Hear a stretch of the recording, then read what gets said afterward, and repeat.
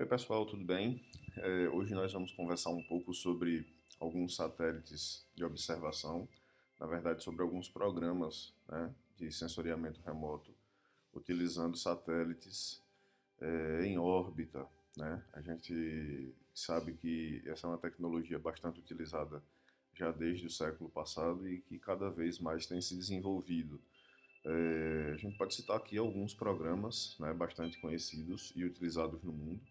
Então, o Landsat, né, que é estadunidense, com seus diversos momentos, né, de tecnologia, um, dois, três, enfim, aí até o oito. Os que são os programas que são utilizados mais para o imageamento de áreas urbanas, né, com a resolução espacial um pouco melhor, a exemplo do Iconos, né, do QuickBird, por exemplo. A gente tem aí o Sino brasileiro, né? O satélite, o programa Sino brasileiro, né? Chinês brasileiro, que é o Sibers, já está aí na sua versão, no seu sexto satélite, né? O mais recente aí é o 4A.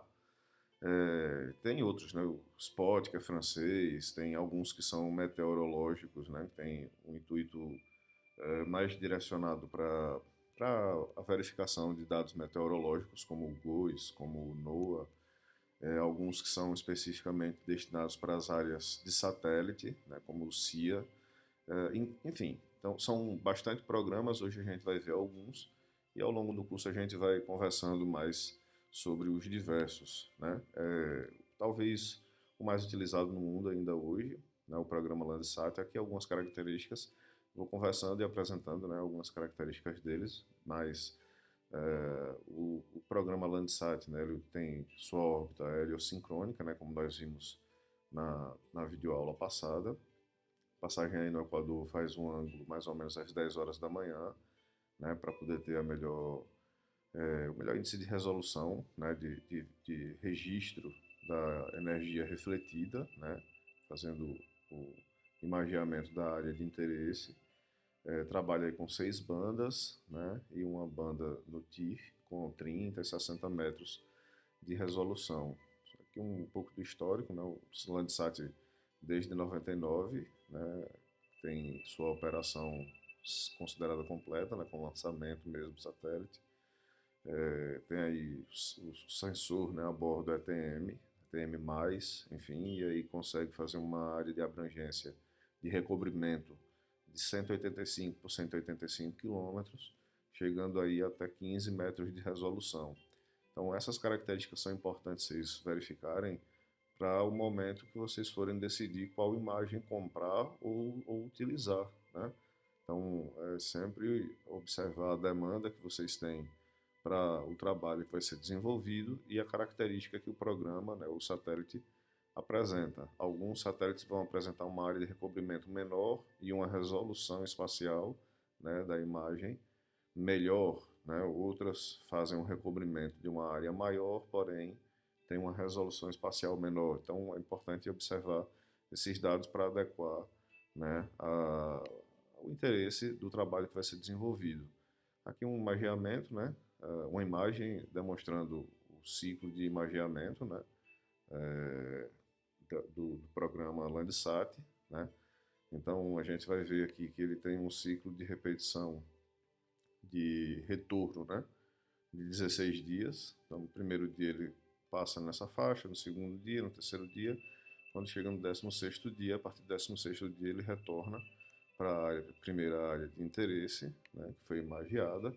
No caso do Brasil, nós temos aí, né, a estação de recepção e processamento dessas imagens, né, sendo feita a recepção em Cuiabá, processamento em São Paulo, né, enfim, os programas de sensoriamento remoto normalmente são desenvolvidos nessas regiões, em Cuiabá, pela localização, né, pela facilidade de recepção dos dados e o centro de processamento em São Paulo, aí por desenvolvimento mesmo de tecnologias.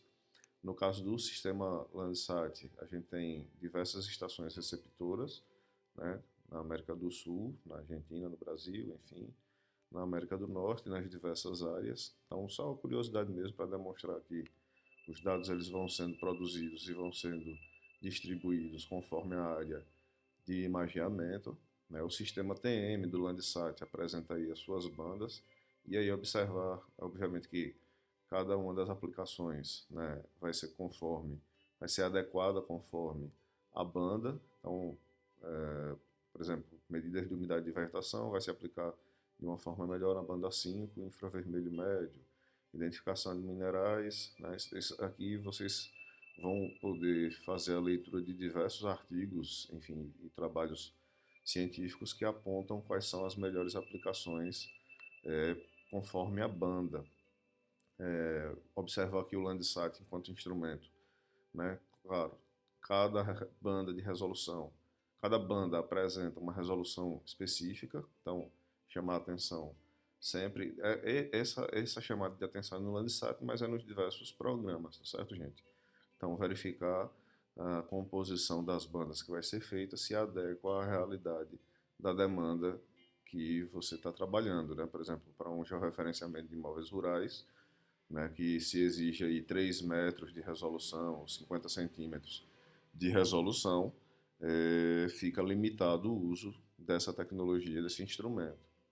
Aqui um pouco do programa Iconos, né, com mais detalhes de cartografia. Também é heliosincrônica, altitude, né, trabalha com 4 bandas, né, chegando a 4 metros no infravermelho e pancromático 1 metro de resolução espacial. Permite estereoscopia, né, que é o uso para verificação de diferença de nível. Revisita de 3 dias, né, então ele é um pouco mais rápido que o Landsat. E a largura imageada é de 11 quilômetros, então verifica aí a diferença, né, em relação ao programa que a gente viu anterior.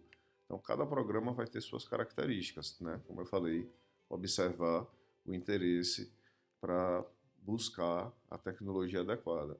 Também desenvolvida aí no fim do século passado, na resolução espacial a gente já viu aqui, 4 metros, 1 metro.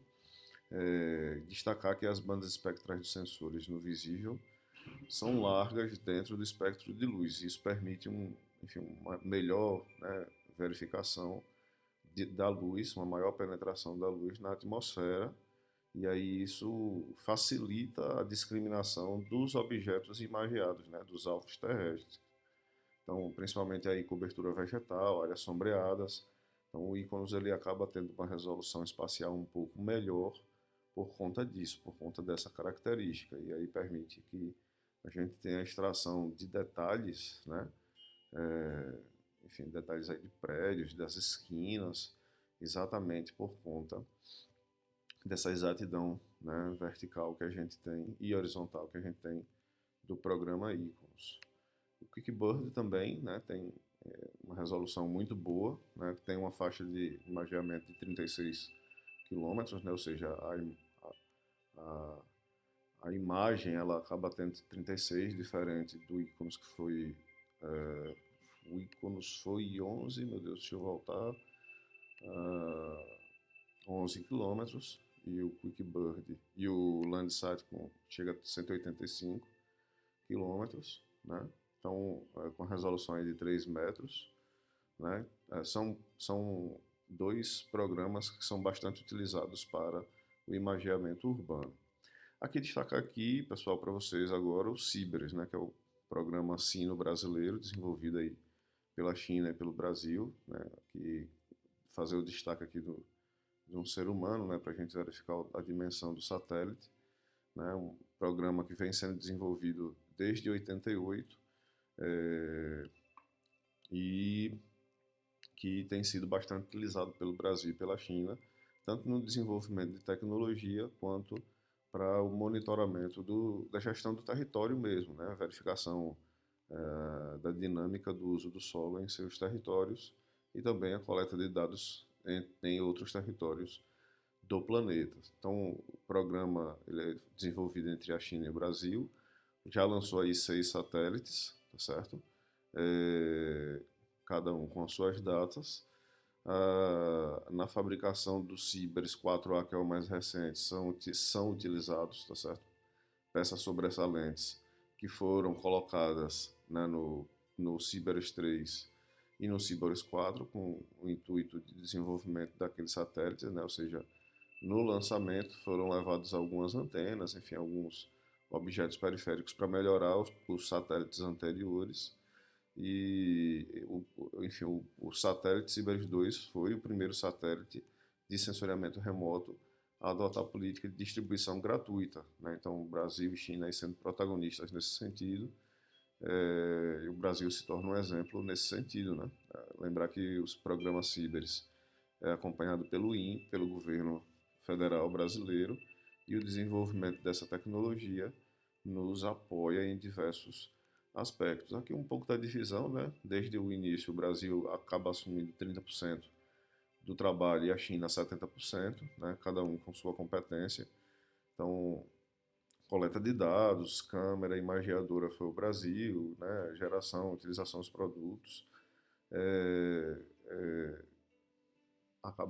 Acabou sendo desenvolvido pelo Brasil, mas também tem aí a parte que a China foi assumindo ao longo do tempo, só para a gente compreender que é um programa complexo e binacional, né? Aqui algumas características, né? Esse programa daqui foi o início lá antes do Cibers, né? Desenvolvido pelo Brasil. Então a gente conseguiu aí um tempo de revisita de 3 dias. O programa foi completamente desenvolvido pelo governo brasileiro, né? Também com a órbita heliosincrônica, né? Ou seja, um satélite passivo, né? Necessita da luz do Sol refletida para poder gerar seus dados e imagem. Enfim, aqui só uma imagem mesmo para apresentar, né, o programa. No caso do Brasil, nós temos aí essas estações de recepção em Cuiabá e em Santa Maria, né? Essa de Santa Maria visivelmente colocada para poder atender o Cone Sul, né, da América do Sul, dessa faixa do planeta, e aqui a China tem lá 3 estações de monitoramento.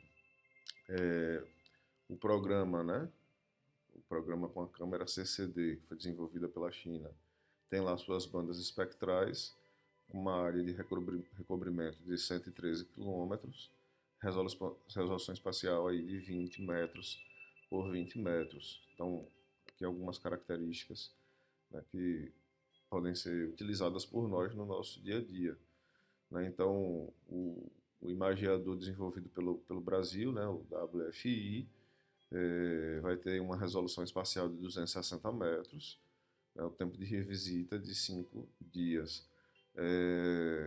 Claro, obviamente que aqui o interesse é para fazer um recobrimento, né, uma área de recobrimento maior. Então, por exemplo, muito útil para o Brasil nas áreas de floresta, nas áreas para imageamentos com grandes áreas, né, em uma imagem só, né? Então, cada técnica sendo utilizada conforme o seu interesse, né? Aqui uma outra câmera, um outro imageador que chega aí a 160 metros, né? E uma largura, né, ou 180, 160 ou 80 metros de resolução com um imageamento de 120. Então, destacar que cada detalhe é importante para verificar e atender o interesse conforme a demanda de trabalho que a pessoa tenha, né? Se vai fazer um imageamento, um monitoramento de florestas, por exemplo, não vai ter a necessidade de você utilizar uma imagem QuickBird, né, com 1 metro de resolução espacial, né, uma Iconos com 60 centímetros de resolução espacial, né? E por quê? Porque cada imagem dessa vai ter uma área de recobrimento muito menor, né? Então, cada uma se adequa conforme a demanda. Pessoal, vou colocar esse vídeo aqui para vocês assistirem. É um vídeo do INPE, tá certo? E depois do vídeo, um videozinho de 10 minutos que apresenta o programa Cibers. E, claro, o interesse é para que a gente utilize a nossa tecnologia, né, o nosso programa espacial, para vocês utilizarem no dia a dia. Vocês devem responder até o dia 10 de novembro, né, as respostas individuais e devidamente identificado, claro. e aí vocês vão enviar para o meu e-mail, como a gente tem feito até hoje, né, com as nossas atividades. Eu fico por aqui, para a gente não ter um vídeo muito longo, e fiquem atentos aos próximos vídeos. Estou à disposição sempre que possível no nosso encontro semanal. Forte abraço a todos.